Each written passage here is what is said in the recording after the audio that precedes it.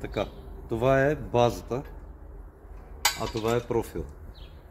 Така, базата има предна страна и задна страна. Задната страна е тази. Тази страна трябва да влезе в профила на колоната, в тези отвори. Така, слагането става последния начин. Първо се слага тази част, после тази част. Така, натиска се да легне хубаво вътре. Сега, това кръченце хубаво е да го завъртим малко. Взимате един метален чук и с металния чук ударите по кръчето. Не по базата, защото ще изкривите, по кръчето. Така.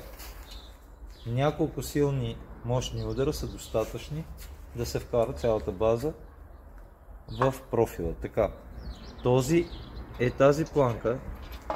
Тази планка трябва да се изравни с ръба на профила.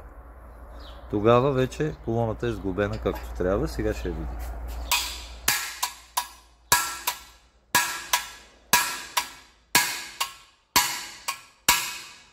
Ето виждате как се защипва и влиза и се изравнява с профила.